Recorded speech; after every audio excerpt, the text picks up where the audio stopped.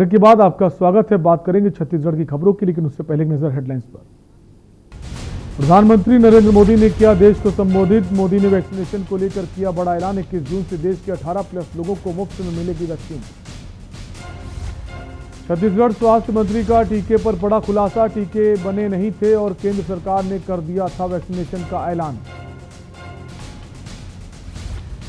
छत्तीसगढ़ में अनलॉक होंगे स्कूल। 16 जून से स्कूल खोलने पर विचार कर रही सरकार। शिक्षा मंत्री बोले परिस्थितियां ठीक रहीं तो लगेंगी क्लासेस। छत्तीसगढ़ सरकार ने कहा सिलगेर से नहीं हटेगा पुलिस कैंप। मंत्री चौबे बोले दरभा में फोर्स का कैंप होता तो नहीं होता झीरम हमला। बीजेपी नेता ने अपनी ही सरकार पर उठाए सवाल। सीनियर लीडर नंद कुमार साय ने कहा नक्सल समस्या नहीं, अब सरकार को निकालना चाहिए हल। बस्तर में ब्लैक फंगस की दस्तक। अब तक 3 केस मिले। 60 साल की महिला सहित 2 की मौत। मेडिकल कॉलेज में सुविधा नहीं। आप देख रहे हैं के न्यूज, खबरों का सारथी। सुकमा में सुरक्षा कर्मियों को बड़ी सफलता मिली है। सुकमा में एक निर्माणाधीन सड़क की सुरक्षा में लगे जवानों ने एक पाइप बम बरामद किया है। नक्सलियों ने सुकमा जिले के चिंता गुफा भेजी मार्ग में ये पाइप बम लगाया था। सीआरपीएफ की 150वीं बटालियन ने इस बम को डिफ्यूज किया। इस दौरान सीआरपीएफ की 131वीं बटालियन के जवान भी वहां मौजूद रहे। इस पाइप बम का वजन 10 किलो और 7 किलो था। नक्सलियों ने ये बम जवानों को नुकसान पहुंचाने के लिए लगाए थे। इससे पहले 21 मई को महाराष्ट्र के गढ़चिरौली में सुरक्षा बलों ने नक्सलियों के खिलाफ बड़ा अभियान चलाया था। कोटमी जंगल में सुरक्षा बलों और नक्सलियों की शुक्रवार सुबह मुठभेड़ हुई। इस मुठभेड़ में 13 नक्सलियों के शव बरामद किए गए हैं। पुलिस के मुताबिक मारे गए नक्सलियों में कई बड़े कमांडर हो सकते हैं।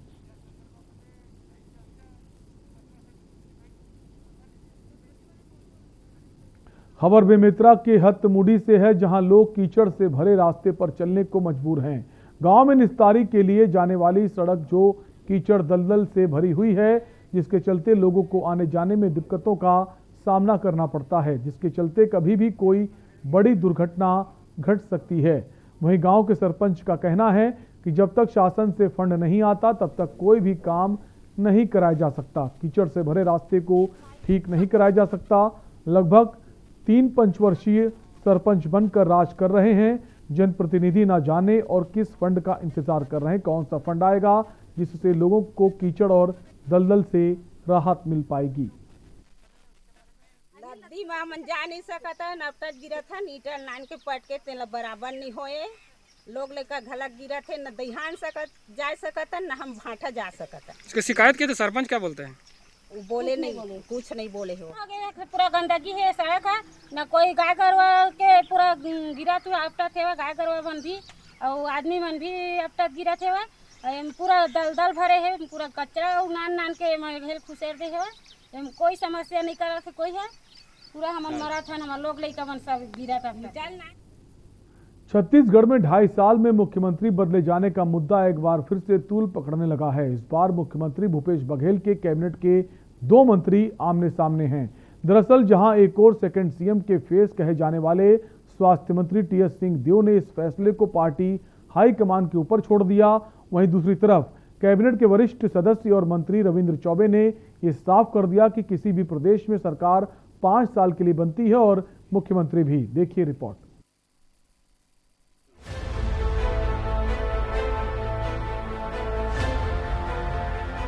छत्तीसगढ़ में मुख्यमंत्री के बदले जाने को लेकर इन दिनों खूब चर्चा हो रही है। इतना ही नहीं, अब इसकी तुलना पंजाब के अस्थिर सरकार से की जा रही है। ऐसे में डिफेंस में आए कांग्रेस के मंत्रियों ने छत्तीसगढ़ में ये साफ कर दिया है कि मुख्यमंत्री बदल जाने का निर्णय पार्टी की हाईकमान ही लेगी। खुद मुख्यमंत्री के प्रबल दावेदार स्वास्थ्य मंत्री टीएस सिंहदेव ने भी यह साफ कर दिया है कि वे इस मामले में कुछ भी नहीं कह सकते। मुख्यमंत्री बदले जाने की बात मौखिक रूप से हुई थी और ये उसी तरह से देखी जाएगी। इस विषय को लेकर अंतिम निर्णय पार्टी हाईकमान ही लेगा। छत्तीसगढ़ पंजाब नहीं है, छत्तीसगढ़ छत्तीसगढ़ है। छत्तीसगढ़ अपने हिसाब से चलेगा। केंद्र सरकार हमारी हाईकमांड के निर्णय के हिसाब से हम लोग सब साथ में काम कर रहे हैं और उनके मार्ग निर्देशन में साथ में काम करते रहेंगे। मतलब सर यह संभावना है वो 17 जून तो आ ही रही है। अब ये भी ना बोलना पड़े कि 2021 कि 17 जून कौन सी थी। छत्तीसगढ़ में सीएम बदला जाए या नहीं, इस विषय को लेकर कैबिनेट के दूसरे मंत्री और छत्तीसगढ़ कांग्रेस के वरिष्ठ सदस्य रविंद्र चौबे ने साफ कर दिया है कि किसी भी प्रदेश में सरकार बनती है 5 साल के लिए, लिहाजा मुख्यमंत्री भी 5 साल ही रहेगा। बात साफ है कि छत्तीसगढ़ कैबिनेट के वरिष्ठ मंत्री श्री चौबे नहीं चाहते कि छत्तीसगढ़ में मुख्यमंत्री बदले जाने की बात हो, लिहाजा उन्होंने बड़े ही सरल और सहज ढंग से इस बात को स्पष्ट कर दिया है। यह साफ है कि मंत्री रविंद्र चौबे और टीएस सिंहदेव इस विषय को लेकर आमने सामने हैं। हालांकि दोनों ही कैबिनेट मंत्री अंतिम फैसला पार्टी हाईकमान पर ही छोड़ रहे हैं। हम लोग इस बात को कहते हैं कि सरकार जो बनती है वो पूरे 5 साल के लिए बनती है और माननीय भूपेश बघेल जी के नेतृत्व में जो ये सरकार है वो पूरे 5 साल के लिए बनी है और हमेशा छत्तीसगढ़ के किसान और यहाँ का आम जनता इस बात को कहती है कि छत्तीसगढ़ में विकास का चेहरा, किसानों की मदद का चेहरा, मजदूर और वन क्षेत्र में रहने वाले लोगों के विकास का चेहरा भूपेश बघेल जी है। इन दोनों की आपस में तुलना कर ले कि कौन सही है और कौन सही बोल रहा है और कौन क्या बोल रहा है। ये हमारी आंखों के सामने एक तरफ तो टॉन्ट को वो सही मानते हैं और जो दूसरी तरफ जो सही बात कह रहे हैं उसको वो टॉन्ट मान रहे हैं। उम्मीद से ही आसमान है, ये पंक्ति यहाँ पर बेहद ही सही बैठती है। अब इंतजार तो 17 जून का होगा कि छत्तीसगढ़ की सियासत में क्या फेरबदल होगा या फिर मुख्यमंत्री भूपेश बघेल ही आगे सीएम पद पर बने रहेंगे। के न्यूज इंडिया के लिए रायपुर से रोहित मिश्रा की रिपोर्ट। छत्तीसगढ़ में एक और बढ़ती महंगाई को लेकर कांग्रेस प्रदर्शन कर रही तो वहीं दूसरी ओर भाजपा कांग्रेस पर वैक्सीनेशन के आंकड़ों को भ्रम फैलाने का आरोप लगा रही है। पूर्व मुख्यमंत्री डॉक्टर रमन सिंह ने कांग्रेस पर वैक्सीनेशन के आंकड़ों को लेकर भ्रम की स्थिति निर्मित करने का आरोप लगाया है। रमन सिंह के मुताबिक देश में 23 करोड़ से ज्यादा लोगों को वैक्सीन लगाई जा चुकी है। वहीं उन्होंने दिसंबर तक 231 करोड़ वैक्सीन आने की बात भी कही। उन्होंने आंकड़ों को सामने रखते हुए कहा कि भारत में लगातार वैक्सीनेशन प्रक्रिया बहुत तेजी से चल रही है और उम्मीद की जा रही कि दिसंबर तक पूरे भारत को वैक्सीन लगा दी जाएगी। उन्होंने आगे कहा कि केंद्र ने राज्य को 90 लाख वैक्सीन दी है, इसके बावजूद राज्य में 5 दिनों से वैक्सीनेशन प्रभावित था। मार्च का आखिरी आंकड़ा मैंने बताया 25 मिला है, उसमें से 15 का उपयोग हो पाया है। फरवरी में भी मैंने बताया, जनवरी में भी बताया। जितना वैक्सीन मिला है उसका उपयोग तो 100% हो, फिर अप्रैल और मई और अब तो दिसंबर आते आते 100% देश का वैक्सीनेशन हो जाएगा। इतना वैक्सीन उपलब्ध होने वाला है। छत्तीसगढ़ के मुख्यमंत्री भूपेश बघेल के गृह जिले दुर्ग एवं कैबिनेट मंत्री गुरु रुद्र कुमार के विधानसभा क्षेत्र अहिवारा के ग्राम पंचायत नंदौरी में इन दिनों मुरूम उत्खनन कर रॉयल्टी की चोरी करने का खेल धड़ल्ले से चल रहा है। ग्राम पंचायत नंदौरी में मुरूम माफिया लगातार उत्खनन करते हुए रॉयल्टी की चोरी कर रहे हैं एवं बगैर रॉयल्टी पर्ची के दिन भर 100 से 150 ट्रिप मुरूम का अवैध परिवहन करते हुए राज्य शासन का रोजाना लाखों रुपए के राजस्व का नुकसान पहुंचा रहा है। इस गोरख धंधे की सूचना देने पर भी खनिज विभाग पूरी तरह से मौन धारण किए हुए है, परंतु कार्यवाही करने के लिए कोई भी खनिज अधिकारी तैयार नहीं है। नंदौरी से ये इसकी रॉयल्टी पर्ची है ना। रॉयल्टी पर्ची में 11 बजे का समय लिखा हुआ है, जबकि अभी 2 बज रहा है। अभी दिया है उसको, अब उसके बारे में मालूम नहीं है। अभी मेरे पास टाइम पूछा, घड़ी तो मैं इसमें रख दिया था। ठीक है, सुबह से अभी तक कितना ट्रिप मार दिए हैं? ये अभी तीसरा जा रहा है ना।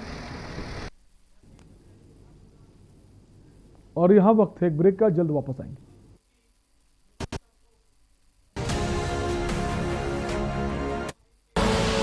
आप देख रहे हैं के न्यूज, खबरों का सारथी।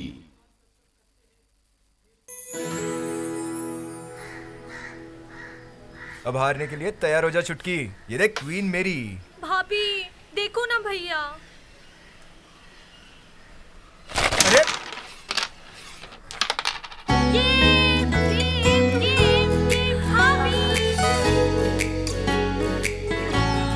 पिटारा खजाना खास पलों का।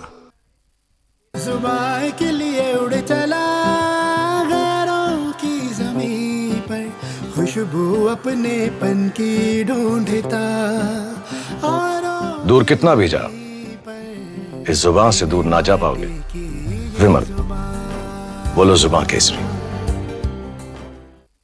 और खुशबू में झूम के भाई लेके आए गोल्डी मसाले। गोल्डी मसाले, खुशबू और स्वाद ऐसा तो रिश्तों में गुस्सा कैसा। खुदी को आजमाया है तो ये अंदाज आया है, खुदी को आजमाया है तो ये अंदाज आया है। तुम में भी मैं हूं, शुद्ध प्लस पान मसाला।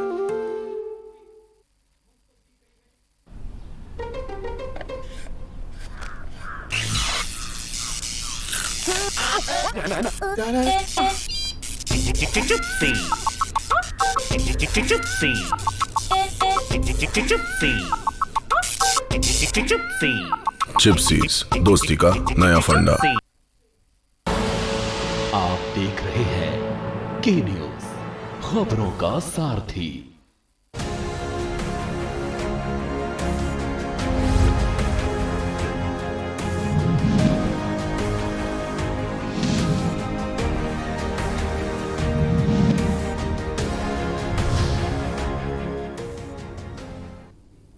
ब्रेक के बाद आपका स्वागत है। दक्षिण बस्तर के दंतेवाड़ा जिले के बचेली थाने के अंतर्गत अंतर्राज्यीय सक्रिय मोटरसाइकिल चोर गिरोह का खुलासा हुआ है, जिसमें 15 मोटरसाइकिल के साथ में 6 आरोपी गिरफ्तार किए गए हैं। गिरोह ने बस्तर संभाग के अन्य जिले दंतेवाड़ा, बीजापुर, सुकमा, जगदलपुर से कुल 19 मोटरसाइकिल की चोरी की घटना को अंजाम दिया था, जिनमें 15 मोटरसाइकिल की जब्त की जा चुकी हैं। बचेली पुलिस थाना के अधिकारियों ने खुद ग्राहक बनकर मोटरसाइकिल चोर गिरोह के सरगना को बुलाया और तफ्तीश को अंतिम मुकाम तक पहुंचते पहुंचते 15 गाड़ियों की जब्त की जा चुकी हैं। आपको बता दें कि इस गिरोह का मुख्य आरोपी एक नाबालिग है। बाइक चोर जो एक बालक है उसको पकड़ा गया है और उसके साथ 4 सहयोगी जो कि बाइक को बेचने में मदद करते थे, उनको गिरफ्तार करने में सफलता पाई है। ये पहले भी बालक जेल जा चुका है, 1 साल पहले जेल से छूटा है और उसने लगातार उसके बाद बाइक चोरी को अंजाम दिया है। 19 बाइक चोरी करने की बात इसने कबूली है, जिसमें कि 15 बाइक को रिकवर कर लिया गया। अच्छी बात यह है कि बाइक्स को सुकमा से, बीजापुर से, जगदलपुर से, दंतेवाड़ा से, सभी जिलों से रिकवर किया गया है। दंतेवाड़ा जिले के किरंदुल थाने में पुलिस अधीक्षक डॉक्टर अभिषेक पल्लव के समक्ष एक इनामी सहित 4 माओवादियों ने आत्मसमर्पण किया। आपको बता दें कि लोन वराटू अभियान से प्रभावित होकर इन नक्सलियों ने आत्मसमर्पण किया है। इन आत्मसमर्पित नक्सलियों के ऊपर सिलगेर, बीजापुर जाने के लिए बड़े कैडर के नक्सली दबाव बना रहे थे। वहीं जब इन नक्सली ने मौका देखते हुए आत्मसमर्पण कर समाज की मुख्यधारा से जुड़ गए हैं।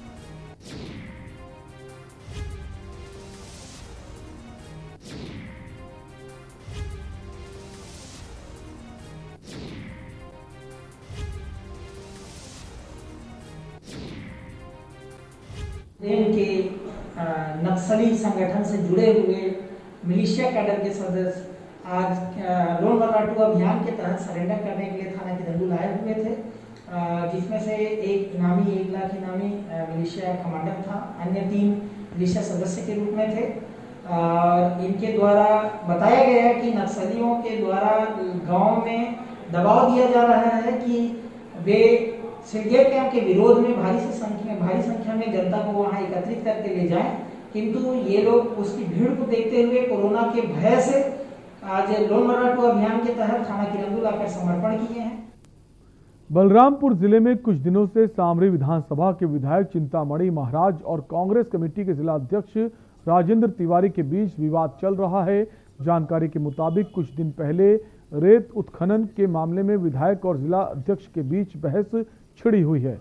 मीडिया से बात करने के दौरान विधायक चिंतामणि ने जिला अध्यक्ष को बाप बेटे की पार्टी 2-4 लोगों का संगठन जिला अध्यक्ष के द्वारा आरोप लगाया गया है और जैसा बयान दिया गया है। जब राजेंद्र तिवारी से पर्चा किया गया तो उन्होंने बताया कि रेत उत्खनन प्रक्रिया और वैधानिक रूप से हो रहा है, जिसे क्षेत्रीय विधायक अवैध बता रहे हैं। फिलहाल इस मामले की जांच चल रही है, लेकिन राजनीतिक माहौल में ये विषय काफी चर्चा पर है। टेंडर प्रक्रिया के तहत ही वो काम चल रहा था और चल रहा है। जी देखिए, सत्ता और संगठन में खींचतान तो थोड़ा दिनों से सोशल मीडिया के माध्यम से हमें भी सुनने को मिला और हम संगठन का बात रखने के लिए यहाँ पे प्रेस कॉन्फ्रेंस बुलाया था और माननीय चिंतामणि महाराज के द्वारा जो वक्तव्य दिया गया राजपुर में, मैं उसका सबसे पहले तो कड़े शब्दों में निंदा करता हूँ। है कि चिंतामणि जी कांग्रेस में कुछ ही साल से प्रवेश किए हैं, इसके पहले ये भाजपा में थे, तो अभी भी इनकी मानसिकता भाजपा की है, यह स्पष्ट है। और हम कार्यकर्ताओं को बूथ स्तर से लेकर के ब्लॉक स्तर तक के कार्यकर्ताओं को पैसा नहीं चाहिए। खबर बेमेतरा से है, जहां आरक्षित केंद्र, पुलिस कॉलोनी और परिसर में पौधारोपण किया गया। पुलिस अधीक्षक दिव्यांग पटेल सहित अधिकारी कर्मचारी ने पौधे लगाए। फलदार व छायादार पौधों का वृक्षारोपण कर प्राकृतिक संरक्षण जैसे कर्तव्यों का निर्वहन किया गया। इसके अलावा अन्य खाली जगहों में भी पुलिस कॉलोनी के जवानों ने पौधे का रोपण किया। पूरी टीम ने साथ में मिलकर पुलिस लाइन बेमेतरा में करीब 300 आम के पेड़ अलग अलग वैरायटी के लगाए गए हैं। ये हमारा एक अपने पर्यावरण के प्रति कटिबद्धता है। हम एक ऑक्सीजन यहाँ पे निर्माण करना चाहते हैं, जिससे पर्यावरण और अच्छा रहे और हम आगे भी ऐसा करते रहें। खबर जांजगीर चांपा के नवागढ़ ब्लॉक के केरा गांव से है, जहां आर्मी ट्रेनिंग के दौरान दुर्घटना में घायल हुए प्रतीक आदित्य का इलाज आर्मी हॉस्पिटल में चल रहा था। इलाज के दौरान आदित्य की मौत हो गई। आपको बता दें कि रविवार की शाम प्रतीक आदित्य के पार्थिव शरीर को लेकर आर्मी अधिकारी केरा गांव पहुंचे, जहां प्रतीक आदित्य के पार्थिव शरीर के पहुंचने के बाद गांव में लोगों का हुजूम उमड़ पड़ा। इधर परिजनों का रो रो कर बुरा हाल है। प्रतीक आदित्य के पार्थिव शरीर का विधि विधान एवं सम्मान के साथ अंतिम संस्कार किया गया। इंजीनियर ग्रुप पुणे से हैं, वहाँ पे प्रतीक सेपर रैंक में हैं और मतलब थे, ट्रेनिंग के दौरान थे। वो अपना ट्रेनिंग कर रहे थे, तो हमारे यहाँ ट्रेनिंग के रूटीन में डेली पीटी परेड वगैरह होता है। तो पीटी परेड में वो 5 किलोमीटर रनिंग करके आए। ग्राउंड में आने के बाद थोड़ा रुकने के बाद उनको चेस्ट में तकलीफ हुआ, तुरंत एम्बुलेंस वहाँ था। और क्योंकि जब भी रनिंग वगैरह होता तो मिलिट्री में अमूमन एम्बुलेंस रहता ही है। हम सभी ग्रामवासियों के लिए, आज ग्रामवासी नहीं अपितु क्षेत्रवासियों के लिए बहुत ही दुख का क्षण है कि आज हमारे आदर्श ग्राम पंचायत केरा का लाडला बेटा, होनहार, हमारी केरा की इस पावन धरती की आन बान और शान, हमारा भाई प्रतीक आदित्य का असमय निधन हो गया, जिससे गांव ही नहीं क्षेत्र और समुचित हमारे राज्य देश के लिए बहुत बड़ी अपूर्णीय क्षति है। छत्तीसगढ़ की खबरों में अभी के लिए इतना ही। बाकी खबरों के लिए बने रहिए के न्यूज़ इंडिया के साथ। नमस्कार।